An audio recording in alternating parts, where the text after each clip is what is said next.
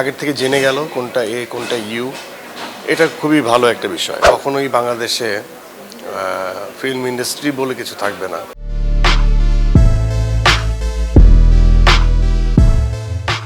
দেখেন, এক একজনের টেস্ট লেভেল এক এক রকম, এক একজনের জনরা এক এক রকম। যেমন পর্দার ডিফারেন্সে অভিনয়ের কারিশমা চেঞ্জ হয় না, পারফর্মারের হয়তোবা রেঞ্জ চেঞ্জ হয়, কম বাজেট আর বড় বাজেট। তেমনই একজন নির্মাতা বা কলাকুশলী তারা যখন ছবিটা বানিয়েছে, এটা এ পেলো কি ইউ পেলো, এটা আসলে অডিয়েন্স চুজ করে নিবে। একটাতে আমরা পুরো পরিবার দেখতে যাব, আরেকটাতে আমরা জেনে যাব যে এখানে হয়তো ভায়োলেন্স আছে অথবা অ্যাডাল্ট কন্টেন্ট আছে। তো এটা জেনেই মানুষ দেখবে, এমন না, এটা অবভিয়াস না যে আমারও ছবি এ পেতেই পারে ভায়োলেন্সের কারণে বা রগরগে বিষয়ের কারণে বা অন্যান্য কোনো বিষয়ের কারণে। সো এই গ্রেডিং সিস্টেমটা আমি সাধুবাদ জানাই যে সেন্সর বোর্ড থেকে গ্রেডিং সিস্টেমটা থাকলে ভালো, রাদার দেন কেটে ফেলে দেওয়া। কারণ কোনো কিছু কেটে ফেলে দিলে তখন আর ওই নির্মাণ শৈলী বোঝা যায় না, আধা কাজটা হয়।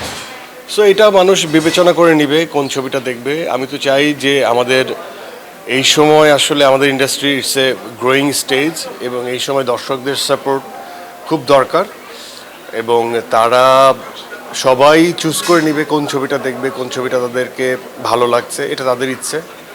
বাট গ্রেডিং সিস্টেমটা এই যে আগের থেকে জেনে গেল কোনটা এ কোনটা ইউ, এটা খুবই ভালো একটা বিষয়।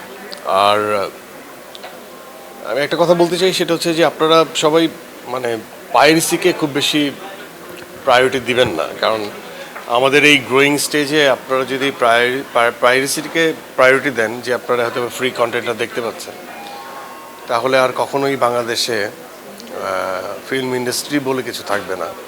হয়তো বা আমরা যারা কলাকুশলী তারা হয়তো বা ভালো বাজেটের ছবি করতে পারবো না। কারণ যে লগ্নিকারী যে টাকাটা ঢালছে, সেই টাকাটা পাইরেসির কারণে খুব বেশি ক্ষতিগ্রস্ত হয়, তখন সে আসলে খুব সেফ প্লে করার চেষ্টা করবে। আমরা যদি আপনাদেরকে কনভিন্স করতে পারি যে এটা খুবই মৌলিক একটা গল্পের ছবি, ট্রু বেস স্টোরি। আর আমি সবসময়ই বলি যে আমি খুব চরিত্রের কাছাকাছি পৌঁছাতে চেষ্টা করি, কতটুকু হয় জানি না, বাট আমার কাছে রিয়েল ক্যারেক্টার্স মোর ইম্পর্ট্যান্ট। কারণ আমি জানি যে যে কোনো আঘাতে রিয়েল ক্যারেক্টারগুলো কষ্ট পায়, যে কোনো সুখে তারা খুব প্রাণ ভরে হাসে, তখন তাকে রিয়েল মনে হয়, তার মৃত্যুর ভয় থাকে। এবং যারা একটু রিয়েল ক্যারেক্টারের বাইরে যেসব চরিত্র থাকে সেগুলো করা হয়েছে একটু নায়কোচিত, তারা একটু ড্যাম কেয়ার থাকে। তারা জানে যে তাদের ঘুষিতে 5 জন মরে যাবে, কিন্তু রিয়েল ক্যারেক্টাররা কখনো এটা ভাবে না যে তার ঘুষিতে 5 জন পড়ে যাবে অথবা গুলি খেলে সে ইনজুর্ড হবে, সেই আশঙ্কা বা ভয় থাকে।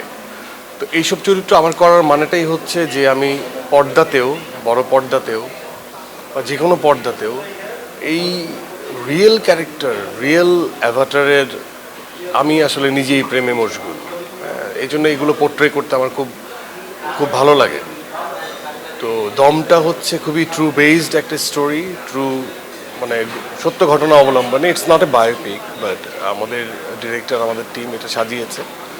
তো আপনারা আশাহত হবেন না, আপনারা পুরো পরিবার, ইতিমধ্যে আমরা ছাড়পত্র পেয়ে গেছি, আপনারা পুরো পরিবার নিয়ে আসবেন, বাচ্চা থেকে বুড়ো সবাই আসবেন, হলে দলে বলে, এবং দমদার পারফরমেন্স দেখবেন, দমদার একটা গল্প দেখবেন, এবং সেই সাথে একটা মানুষ যার সত্যিকারের ঘটনা কাছাকাছি কিছুটা আপনারা এক্সপিরিয়েন্স করবেন, যে মানুষের লাইফ, মানুষের জীবন কেমন হয়।